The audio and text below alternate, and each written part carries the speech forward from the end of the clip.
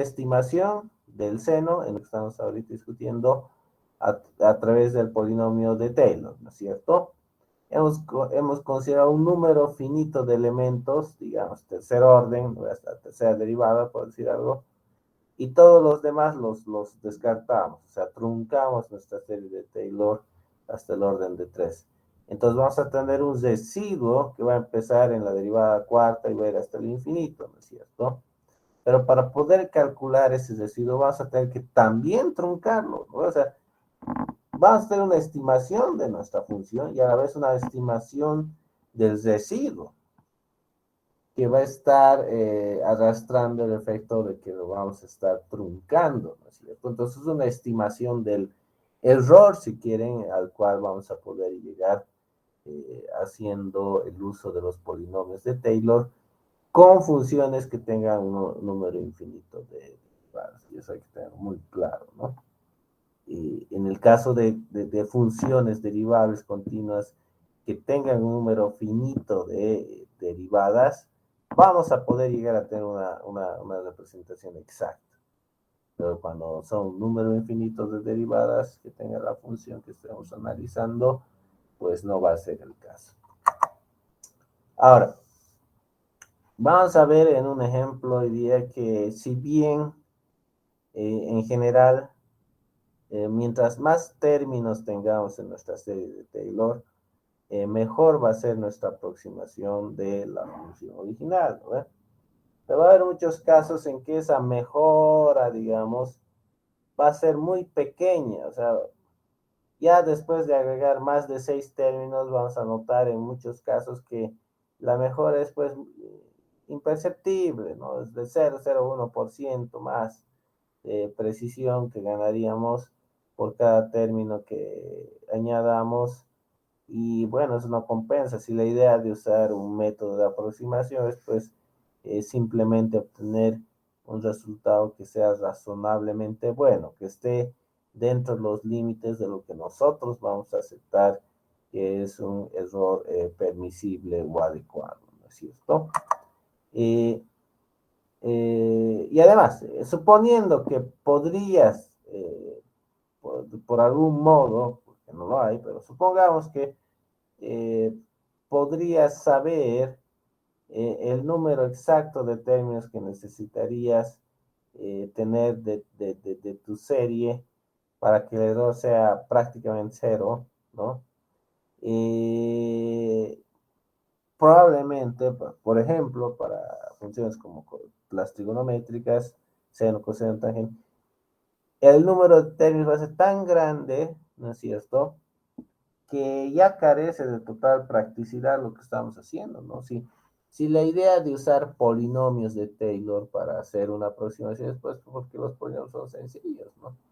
Pero si vas a agregar más y más términos, entonces ya estás perdiendo esa noción porque ya de pronto vas a tener un polinomio tan grande que ya va a ser difícil manipularlo, ¿no es cierto? Entonces, toda la idea toda la ganancia en todo caso que puedes tener se pierde, ¿no? Entonces, en la mayoría de los casos, cuando usas los polinomios de Taylor, vas a usar unos pocos términos, porque van a ser esos pocos términos los que te van a proporcionar una aproximación que sea lo suficientemente cercana a la solución verdadera eh, y que te va a permitir pues usar eso en forma práctica, particularmente el diseño y toma de decisiones, ¿cierto? Porque es lógico, pues no podríamos agarrar y trabajar con infinitos, o sea, en algún lado tienes que truncar, ¿cierto? Y trabajar con esa solución truncada, definiendo pues algún criterio que nos diga, bueno, si el error es menor a cierto valor, pues yo voy a considerar que esta solución es factible. Les hago un ejemplo bien sencillo mental. Imaginemos que nos desarrolló un método que nos arroja una fórmula que nos dice cómo es que varía la longitud de una barra de acero con las fluctuaciones en cada segundo de la temperatura ambiental. O sea, bueno, ¿a quién le interesa eso, no? Podrías tener ese modelo, podrías agarrar y resultar, y que es muy probable, si usas al menos la teoría de temperaturas de Newton, ¿no? La ley de temperaturas de Newton, por ejemplo, eh, que sea un modelo bastante complejo, que para poder resolverlo vas a tener que agarrar y usar probablemente un polinomio de Taylor para hacer una aproximación, pero va a ser una serie infinita, entonces vas a tener que agarrar y hacer un truncamiento de tal manera que vas a poder llegar a poder estimar las variaciones en la longitud de una barra de acero, digamos que con 5 términos de la serie de Taylor, tu estimado de tu longitud, de la variación de la longitud, va a ser exacta hasta 4 decimales, por decir. Pero ya ¿qué es 4 decimales? Si suponemos que la longitud de nuestro modelo está expresada en metros, entonces estamos hablando que de centímetros, milímetros, décimas de milímetros. Estaríamos generando un modelo que va a ser preciso a décimas de milímetros. Y bueno, si aumentamos 6, 7, 8, 10, 20 términos más a nuestra aproximación con la serie de Taylor, sí vamos a ganar precisión, pero probablemente va a ser algo ridículo, algo que carece de utilidad práctica, como por decirles que ya agarro mi serie, la aproximo y considero 50 términos, de tal manera que los primeros, no sé, 15 términos son significativos en mi estimación de la variación de la deformación de mi barrita de acero en función de la temperatura. Pero ya, qué es 15 decimales en una longitud? O sea, ¿qué es ese? ¿Es pentamilímetro? Pentamilímetro, pentametro, ¿cómo es? Nanómetro y unidades más chicas que estaríamos ganando, ¿no? Eh, añadiendo 50 términos, ¿y qué sentido tiene eso, digamos? A ver, pónganse a pensar. Ya, o sea, numéricamente sí tienes un valor más exacto, ¿no es cierto? Pero ya carece de total aplicación, porque ¿cómo vas a poder corroborar que lo que estás midiendo es exacto a nanómetros de precisión? Eso no tiene sentido, ¿no es cierto? Entonces, probablemente con solo 3 o 4 términos ya sea suficiente, porque vas a poder comprobar que tus medidas son exactas a milímetros, y ya milímetros puedes manejar. Milímetros ya puedes medir de manera, sin mucho trámite, sin mucha necesidad de instrumentos especializados, ¿no es cierto? Por eso aquí señala, ¿no? Tiene que ser marcada en una cuestión de los propósitos que se tengan, ¿no es cierto? Ahora uno puede decirme, bueno, es que yo estoy trabajando en el CERN, estoy modificando el acelerador de partículas, entonces tal vez para esa persona sí tenga sentido añadir 50, 100 términos a su aproximación, porque él sí puede hablar de precisiones de nanómetros, ¿no? Entonces él sí puede tener acceso a los instrumentos que le permitan controlar que sus distancias sean exactas a esa precisión, ¿no ve? A ese nivel de resolución de medición. Entonces,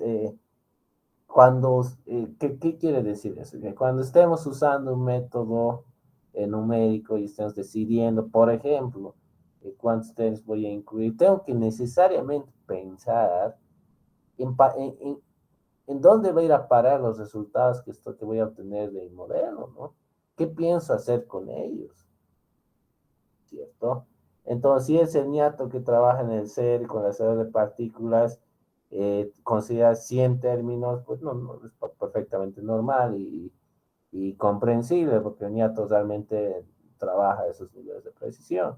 Pero si tú estás controlando no sé, una línea de producción de una fábrica de barras de acero, entonces ahí tal vez valga o sea suficiente con considerar que si 4 términos, porque ya te da una precisión de décimas de milímetros. Y décimas de milímetros con un calibrador puedes controlar en un proceso de producción, ¿no es cierto? Entonces tiene sentido. Entonces, aquí, en estas partes que parecen triviales, pero oye, o sea, eso define el éxito de tu modelo, es que te detengas a pensar y digas, ok, ¿Para qué voy a usar esto? O sea, ¿qué voy a hacer? Supongo que ya he resuelto el problema. ¿Qué voy a hacer con ese número ahora que lo tengo? ¿No? Y estas herramientas que estamos viendo van a decir, ya has estimado el número de esta situación con este nivel de precisión y con este nivel de error. Ya, ¿y cómo traduzco eso a la aplicación que estoy tratando de implementar? Es lo más importante, ¿no? Entonces, esas cosas, aquí lo dice de manera muy somera en el libro, pero es que es fundamental, chicos, porque ¿quién les dice que una aproximación de orden cero es suficiente? Si tú estás midiendo, por ejemplo, la longitud de una carretera y con la orden cero obtienes un estimado que es exacto en unidades de metros. Oye, que le pedes 5, 10, 20 metros en una medición de una carretera de, no sé, pues de 500 kilómetros, pues no pasa nada, ¿no? O sea, podemos vivir con eso, está bien, suena harto, ¿no? Error de 3 metros, pero es algo que para esa aplicación en particular puede ser perfectamente aceptable. Entonces, cuando estamos trabajando en eso, estamos tratando de decidir, tomar decisiones, ya, ok, cuántos términos voy a usar, etcétera. Es bueno pensar, ¿no? En que decidir cuántos términos voy a necesitar para obtener cierto nivel de aproximación que yo considero razonable. Voy a tener que mirar al residuo de mi serie, de mi expansión. Porque la magnitud de ese residuo es lo que va a decidir si es que voy a estar en los marcos de lo que yo considere aceptable o no. Entonces, eh, tenemos una expresión para el residuo, ¿no es cierto? Que es esta de acá, que es la derivada enésima más 1 de xi, que es ese es rarito, dividido entre el factorial de n más 1 por h, que es el paso elevado a n más 1, ¿no es cierto? ¿Cuál es el problema con esta ecuación para el residuo? Es que, bueno, no conoces la posición de xi, sabes que está entre x y x más 1, y necesitamos determinar n más 1 derivadas de una función fx. Entonces, obviamente, necesitaríamos conocer la función f de x. Y puede muy fácilmente darse el caso que no tengas la función. Y es por eso que es que estás realizando una aproximación, porque pues, y que es bastante común, tú vas a tener producto de algún experimento, producto de alguna situación de medición que estés realizando, vas a tener una nube de puntos, ¿no? Y has intentado hacer pues, tus análisis estadísticos, bla, bla, bla, pues no te ha salido una función que te parezca razonable. Entonces lo que vas a hacer es pues usar métodos numéricos para aproximar tus valores, ¿no es cierto? Y ahí no vas a conocer tu función f de x, ¿no? Y si no conoces f de x, pues no vas a poder usar la fórmula del residuo y por tanto no vas a poder hacer una evaluación cabal del desempeño de tu aproximación en términos de si está o no en lo que se considera errores razonables o aceptables, ¿no? Para que puedas decir que tu aproximación es razonable. Entonces, ¿y por qué eso es importante? ¿No? Porque si conocieras como estamos haciendo, como estamos viendo ahorita en los ejemplitos, estamos analizando solo para entender cómo funcionan los polinomios de Taylor, que no vas a conocer f de x, ¿no? Porque si la conocieses, como hemos visto, hoy ya puedes agarrar y calcular el valor exacto, ¿no? Como hemos dicho. Entonces carece de sentido agarrar y utilizar una aproximación cuando ya tienes la función y puedes perfectamente usarla para obtener el valor exacto. Entonces no tiene sentido usar los polinomios de Taylor si tienes la función, ¿no es cierto? Entonces toda esta discusión tiene sentido cuando pues no conoces esa función y justamente estás tratando de aproximarla usando polinomios de Taylor, ¿no es cierto? Ahora, a partir de la ecuación que hemos visto que define el residuo, podemos agarrar y jugar con el valor del paso para definir cuántos términos tendría que tener, ¿no? En mi expansión Rn para lograr algún nivel de error que yo considere aceptable. Entonces, haciendo un poco de álgebra en la fórmula de lo que es el resino del enésimo término, no veo, o sea que cuando ya has considerado n términos en tu polinomio de Taylor, está dado por una función, pues que va a ser función del paso elevada a n más 1, ¿no es cierto? ¿Y qué es lo que quiere decir eso? O sea, SO es un símbolo de función, ¿no ves? Y esta ecuación me está diciendo que mi residuo va a ser una función O del paso. Entonces, esto me está diciendo que el error del truncamiento va a estar en el orden del paso elevado a la potencia n más 1. Por ejemplo, si tuviese que n es 0, ¿no? En esa ecuación de ahí arriba, voy a tener O paréntesis H, que quiere decir que va a ser solo función de H, solo función del paso. Entonces ahí el error, ¿no? Va a ser proporcional a H, lo cual va a significar que si H lo reduzco a la mitad, pues el error va también a reducirse a la mitad, ¿no? Si, por ejemplo, agarro mi expresión para el residuo, la trabajo y luego logro ponerla en función de h al cuadrado y puedo decir que el residuo es función de h al cuadrado, entonces voy a poder decir que, bueno, en esa situación, si reduzco el tamaño de paso a la mitad, probablemente el error va a reducirse en una cuarta parte, ¿no? Entonces,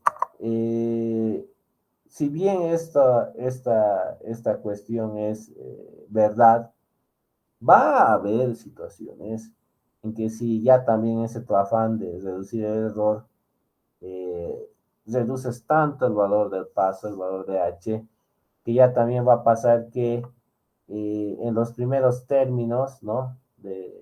Por ejemplo, el primer orden, y otros de orden inferior que vas a poder agregar a tu serie de Taylor, va a pasar que esos valores demasiado chiquitos de H van a empezar a causar problemas, como por ejemplo que te arroje el método valores de error demasiado altos.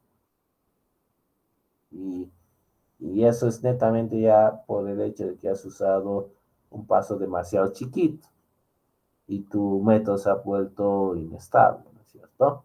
Entonces, si bien puedes ir reduciendo el número de pasos porque te interesa disminuir el error en el que estás incurriendo, tampoco puedes disminuir el paso prácticamente a cero, porque eso va a ocasionar ese fenómeno que aparezcan errores muy grandes a causa de que H sea muy chiquito. Entonces es una decisión, no es un juego entre que, bueno, quieres que sea chiquito el H, pero también no muy chiquito como para que mi método numérico pierda su estabilidad. Entonces, por ejemplo, veamos qué pasa cuando tenemos una función que tiene infinitas derivadas, ¿no? En este caso vamos a agarrar y vamos a construir una aproximación con las series de Taylor con grados de n igual a 0 hasta 6, ¿no? O sea, va a ser hasta el sexto grado, ¿no?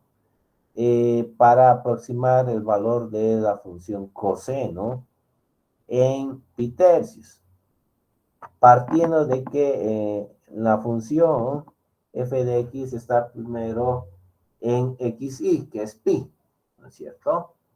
Entonces, con esos datos podemos agarrar y directamente calcular lo que va a ser el valor de h, el valor de nuestro paso, que va a ser de donde estoy llegando, que es pi tercios, menos donde estoy partiendo, que es pi cuartos. Entonces, aquí en este ejemplo, el valor de nuestro paso es h doceavos. Entonces, ¿cómo hacemos? Bueno, como sabemos la función, ¿no? Sabemos que es coseno. Vamos a agarrar y usar las calculadoras para calcular el valor que consideramos exacto. En este caso es 0,3.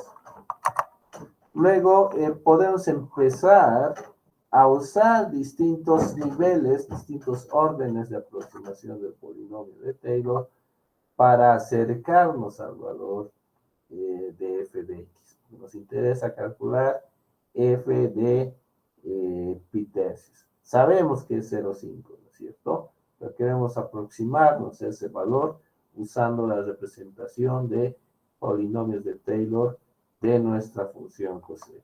Entonces, para orden 0 sabemos que f de x y más 1 va a ser igual a f de x.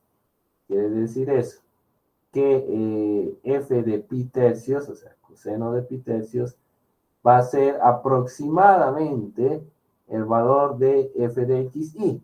¿Y cuál es mi xy? Es pi cuartos. ¿Y qué es f? Mi función es coseno.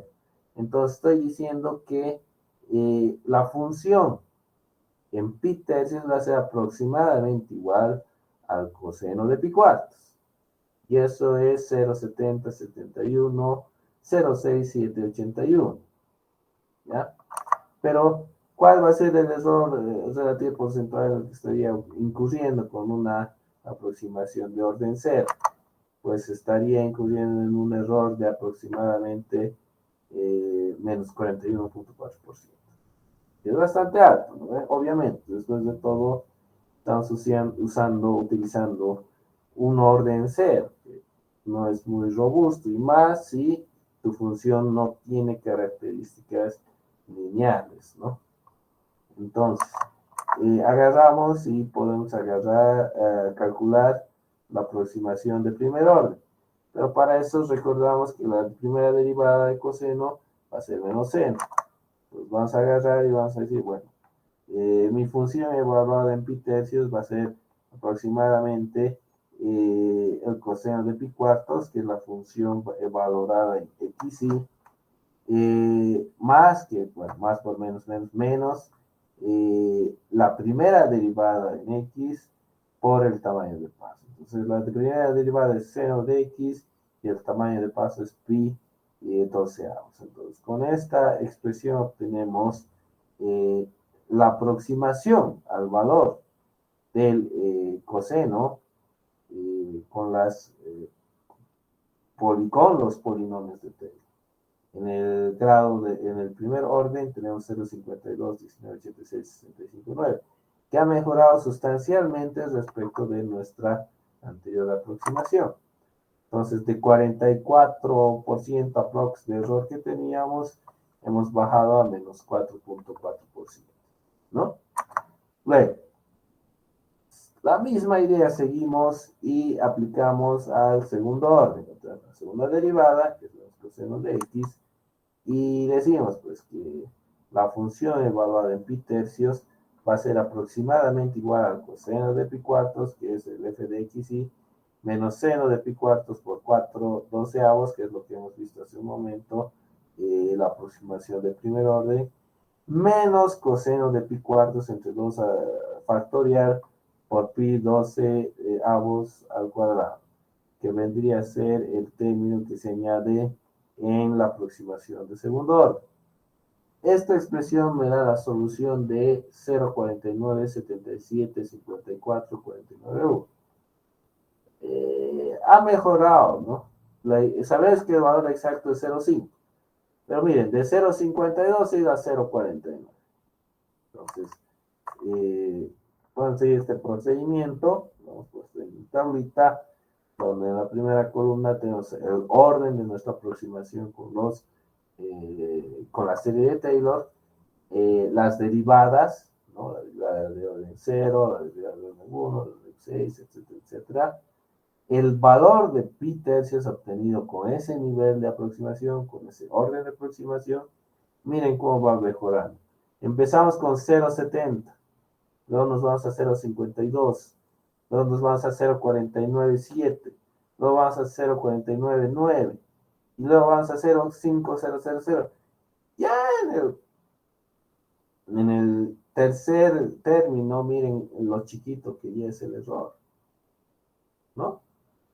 Y estoy seguro que para muchas aplicaciones prácticas, un error así de chiquito ya te está diciendo que está bien lo que estás haciendo, ¿no? Eh, esta forma de analizar con los polinomios de Taylor te permite ya también no solo acotar la solución, sino estimar los errores en los que estás ocurriendo. Ahora, supongamos que truncamos la expansión de la serie de Taylor después del término de orden cero. Lo que les decía, vamos a agarrar y vamos a cortar para que sea más fácil de manejar. Entonces tenemos para aproximación de orden cero que f de x y más 1 va a ser aproximadamente igual a f de x. Entonces, con esta idea podemos agarrar y recordar que el residuo va a estar dado por toda esta suma. Y a su vez, y aquí está, agarramos y truncamos el residuo también. Porque no puedes trabajar con una serie infinita en un computador, etcétera, porque son elementos finitos, ¿no es cierto? O sea, tienen memoria finita. No podemos agarrar y cargarle una cuestión que es infinita. Entonces lo truncamos y tenemos esta expresión para el residuo de orden, que es básicamente haber descartado todos los términos después de la primera derivada. Luego, en algún punto entre estos dos, entre el valor de mi función en xy y el valor de mi función en xy más 1, donde se va a tener que la derivada de xi va a ser igual al residuo entre h, donde puedo obtener un estimado del residuo que va a ser igual a la derivada de xi, que es la primera derivada de la función evaluada en xi y multiplicada por el paso. Entonces, podemos aplicar estas nociones, esta serie de Taylor, para expandir nuestra ecuación que hemos utilizado, que hemos resuelto del paracaidista. Podríamos expresarla así, ¿no? Que básicamente hemos agarrado y hemos convertido en función original y le hemos aproximado utilizando un polinomio.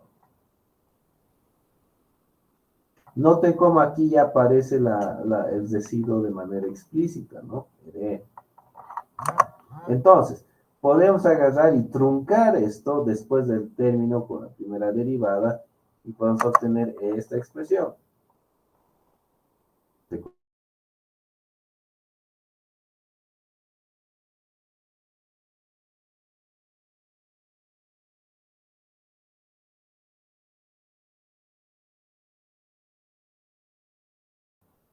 Y vamos a considerar el rango de x que va de 1 a 2. Nos dice que utilicemos la serie de Taylor de primer orden para aproximar la función con diversos valores de exponentes m y de tamaño de incremento h. Entonces, si se dan cuenta, aquí tenemos la gráfica de la familia de funciones, donde este es para m1, este es para 2, este es para 3 y este es para 4. Entonces nos está diciendo que utilicemos la serie de Taylor, ¿no? Tenemos este rango, pero utilizando distintos valores de h, o sea, distintos tamaños de fase. Entonces, aproximamos la ecuación que nos da utilizando la serie de Taylor de primer orden. Ese es el problema. Entonces tenemos esta expresión, ¿no? Que está en función de m y h. Entonces, aquí podemos agarrar y definir el residuo, porque estamos truncando, ¿no es cierto? Estamos tomando solo hasta el primer término de nuestra serie de Taylor. Entonces, tenemos que el residuo va a estar dado por esto.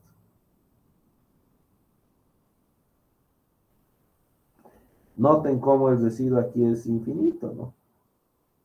Porque estamos aproximando una función polinómica, pero aquí le hemos escrito como infinito, ¿no? Pues nosotros que sabemos que si seguimos derivando m-1 veces acá, pues su derivada número m va a dar 0, ¿no es cierto? Entonces, acá no vas a tener el mismo problema que la función seno. Te van a hacer muchos términos probablemente, dependiendo del valor de m, pero vas a poder llegar a cancelarlos todos y tener una aproximación real y exacta. Entonces, vamos a ver qué pasa cuando vamos cambiando el valor de m y vamos viendo qué es lo que sucede con eso. Porque no se olviden, esta línea que es recta, de aquí abajo, corresponde a m igual a 1. Esta que está un poquito más curveada es m igual a 2. Esta que está todavía más curveada es m igual a 3. Y esta que está mucho más curveada que las otras tres es para m igual a 4. Entonces, en esta parte, estas aquí, a este se refiere, ¿no? Cuando m aquí es 1, entonces tengo una línea recta. Es este de acá. Cuando es al cuadrado voy a tener una parabolita, cuando es al cubo y cuando la cuarta es esta. Entonces, veamos qué pasa para m igual a 1. Para m igual a 1, ¿qué tengo? Que mi función de x es igual a x. ¿No es cierto? Aquí m es igual a 1.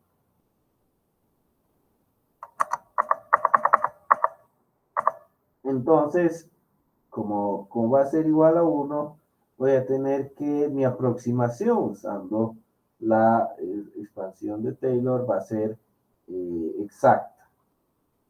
O sea, para la estimación de mi función en x igual a 2, voy a tener que, bueno, es 2. ¿No es cierto? Y puedo compararlo con, solo por seguridad, con lo que me daría si uso la serie de Taylor, ¿no? Esta de acá es la exacta y ahora de Taylor. Y también me da que es 2. Entonces, de tal manera, mi residuo va a ser 0. ¿No es cierto? Y esto es debido a que la segunda derivada de f de x igual a x, o todas las derivadas de orden superior después de esa, van a dar 0. ¿No? Entonces, la expansión de Taylor de primer orden, en este caso, es perfecta. Y va a ser siempre perfecta cuando la función con la que estés trabajando sea lineal. Para M2 vas a tener que el valor real es 4. La aproximación con la serie de Taylor de primer orden va a ser esta expresión. Donde aquí ya puedo ver que el residuo va a ser 1, ya va a ser 0. Entonces, como es una parábola, cuando m es igual a 2, la aproximación mediante esta línea recta que está intentando hacer el método va a generar una discrepancia. Hay que observar también que, pese a eso, el valor del residuo se puede llegar a determinar en forma exacta. Seguimos, ¿no? Para m igual a 3, tenemos que el valor real es 8. Si utilizamos la aproximación de Taylor, obtenemos que es 4. Y nuestro residuo es 4. Entonces hay una discrepancia que ha crecido, ¿no? Y esta discrepancia ha crecido precisamente porque mi función es, entre comillas, menos lineal, ¿cierto? Porque para m igual a 1 era una recta, para m2 era una parábola, pero para m3 es una curva que es más pronunciada, de tal forma que la discrepancia que hay entre los valores real y el estimado, pues está en la misma. El error aquí es 4, ¿no? Y para M4, que vendría a ser el mismo procedimiento, tenemos que el valor real de mi función es 16. Y si planteo la aproximación con la serie de Taylor, voy a obtener que el estimado es 5. Entonces, de aquí puedo concluir que el residuo va a ser 11. Entonces, ¿qué hemos visto con estos ejemplos hasta ahora de 4? Que R1 se incrementa generalmente conforme la función que estoy utilizando empieza a ser menos lineal, ¿no? Entonces se va alejando de la linealidad. Volvemos a ver, para entender eso, se refiere a que, bueno, pues, como estoy viendo el efecto de M en mis resultados, estoy viendo que mientras más me aleje de mi situación de linealidad, ¿no? Que es la curvita que está ahí más abajo, esta de acá. Mientras más me aleje de esta, vaya haciendo una curva, pues más curva, valga la redundancia, pues las discrepancias que estoy obteniendo van a ser cada vez más grandes.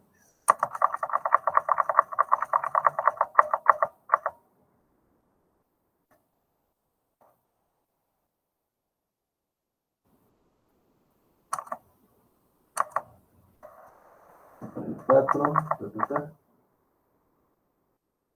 entonces, bueno, eh, ahora vamos a ver qué pasa para m igual a 4 cuando ya también cambiamos el valor de h. Bueno, podemos agarrar y expresar el residuo para m4 y la función de esta forma. Sé que para x1 f de 1 es 1, entonces puedo todavía describir de mejor forma como esta expresión. La función evaluada en 1 más h va a ser igual a 1 más 4h. Entonces, de aquí puedo estimar el residuo de esa aproximación como 6h cuadrado más 4h cubo más h cuarto. Entonces, ¿qué pasa? Que acá la discrepancia en la que estoy incurriendo en lo que sucede con los tamaños de paso es que va a disminuir conforme el tamaño de paso que se reduzca de igual forma. ¿Ve? Ahora, aquí está lo triste de esto, porque ya, ok, si sé que para mejorar mis resultados en general tengo que agarrar y reducir el tamaño de h, pues puede pasar que va a haber valores que son tan pequeños de h que van a causar inestabilidad. Pero bueno, si lo manejo dentro de los marcos razonables, el valor de h, voy a poder notar que si lo reduzco a la mitad, por ejemplo, en el caso de que sea proporcional a h cuadrado, si lo reduzco a la mitad, voy a tener como consecuencia que el error en el que estoy incurriendo utilizando esta aproximación va a hacer que mi error sea de la cuarta parte. Y bueno, puedo aplicar esta teoría para distintos valores de h. Ahí tengo empezando con h igual a 1, terminando con 0,015625. Y bueno, ahí veo cómo va reduciendo también el residuo, ¿no? Y por tanto, cómo se va haciendo cada vez más y más cercana al valor real. Entonces, con esto podemos concluir que el error de la aproximación cuando utilizamos una expansión de serie de Taylor de primer orden va a disminuir conforme el valor de m se aproxima al de una línea y conforme h también disminuye el paso. Ahora, esto nos hace pensar que la serie de Taylor va a adquirir más exactitud cuando la función que se está aproximando se acerca cada vez más a una línea recta, ¿no? Con el gráfico que hemos visto. Mientras más me alejo de la línea recta, las discrepancias, el residuo crecen y por tanto el error de mi estimación es mayor. Ahora, hemos visto también en el segundo ejercicio que si reducimos el tamaño del intervalo, podemos agarrar y mejorar el valor de nuestra estimado. Por eso que va a tener un término. ¿Ve?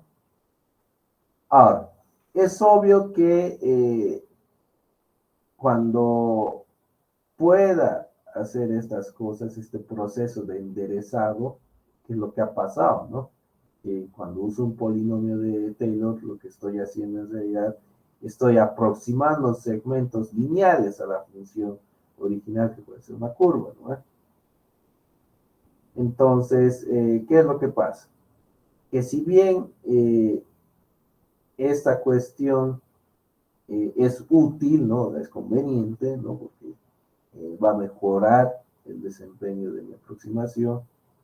Lo que pasa es que no va a ser posible en el mundo real hacer eso. Porque las funciones que vamos a analizar en nuestra práctica profesional van a tener pues formas, ¿no? Muy complejas. Entonces, no va a ser, digamos, tan sencillo como lo que estamos viendo aquí de la función x elevado a la m, de decir ya cómo hago esto lineal, ¿no? Entonces, eso hay que probar, chicos. Entonces, no se va a tener control por la falta de linealidad. Y el único recurso que vamos a tener es reducir el tamaño, el h, el paso. O aumentar el número de términos que estoy agregando en mi expansión de serie de términos. Entonces, es un equilibrio. Por un lado, puedo ir reduciendo mi tamaño de paso y aumentando el número de términos.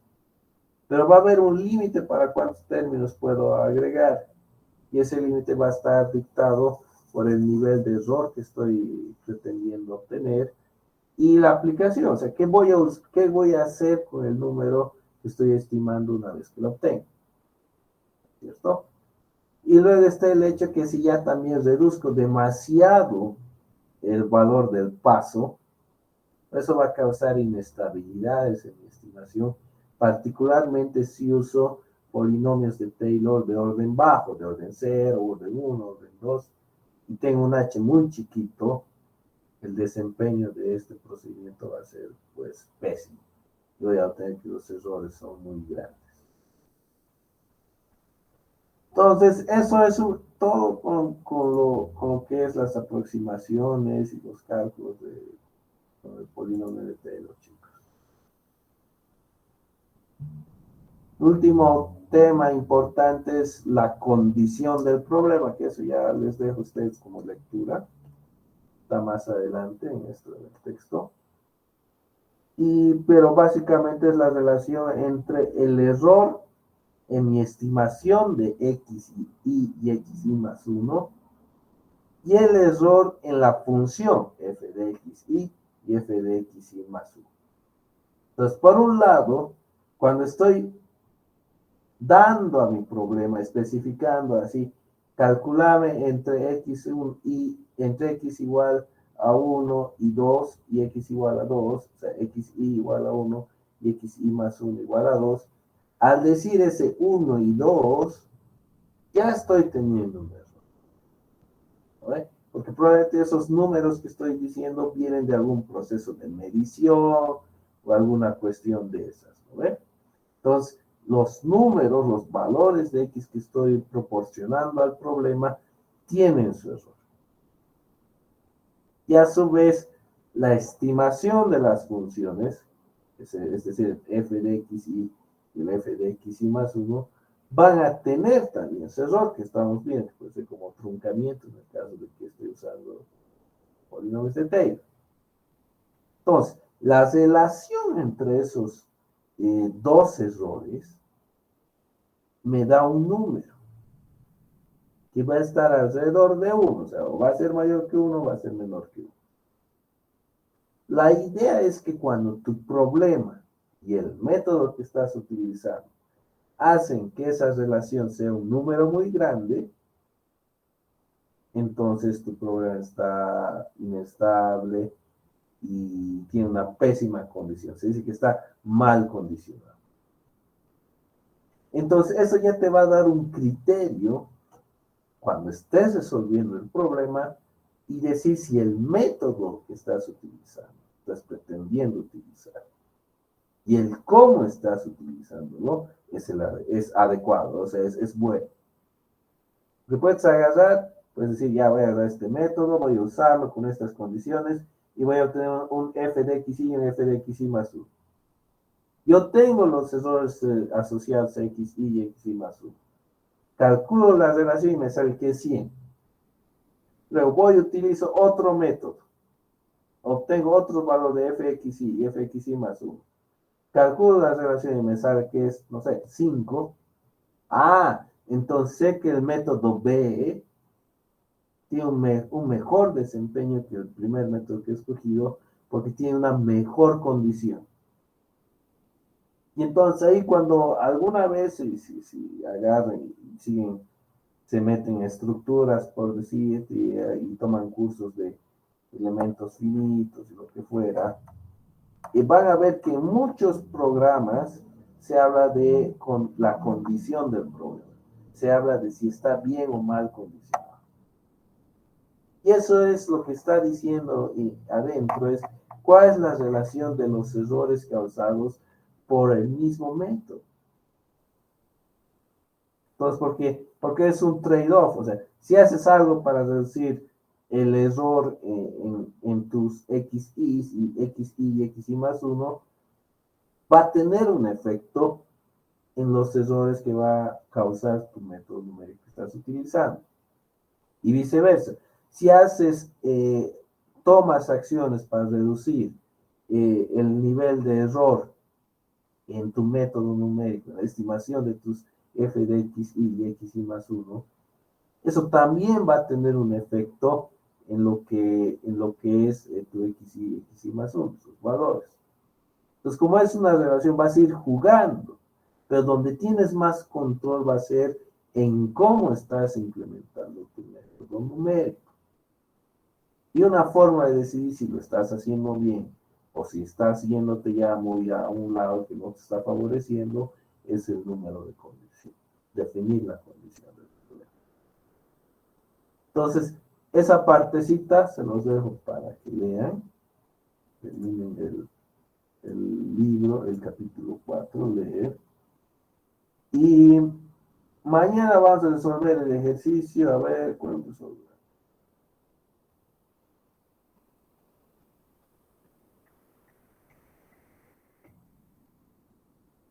Yo creo que puedo resolver el 4-2 o el 4-1 mañana. A ver cómo podemos aplicar eso.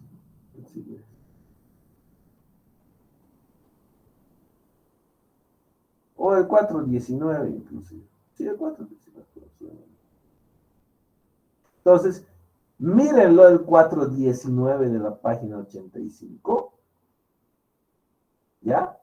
Intenten urgente, hay que construir la expansión de Taylor de ese problema. ¿Ya? Entonces, intenten. A ver, vean si han cachado algo de todo lo que hemos hablado y hecho hasta ahora, chicos. ¿Ya? Intenten resolver y mañana la clase va a ser que vamos a resolver ese problema. ¿Está bien? De tal manera que el miércoles ya empezamos con la parte 2, que es el capítulo 5. Ya vamos a entrar concretamente a lo que es el baile. ¿Ya? Después del capítulo 5, inclusive el 6, ya tendrías que tener el primer paso.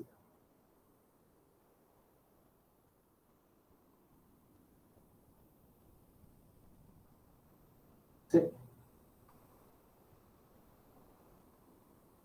Entonces, eso, chicos. Ahí podemos quedar y continuamos mañana. Sí, terminamos la parte 2 y ya podemos tener el primer parcial. Luego la 3 y la 8. Y tenemos el segundo parcial. Y listo. Ya. Vamos con calma. No sé si tienen alguna pregunta de esta parte. Intenten. Revisen ese ejercicio y mañana hablamos, ¿ya? Ahí me cuentan, pucha, esto no podía hacer, esto así me ha salido, o directamente no he podido nada y vemos cómo hacer. Pero tienen que intentar, chicos, si no, esto no va a funcionar. ¿Está bien? 4.19 para mañana entonces, chicos. 4.19. Página 85.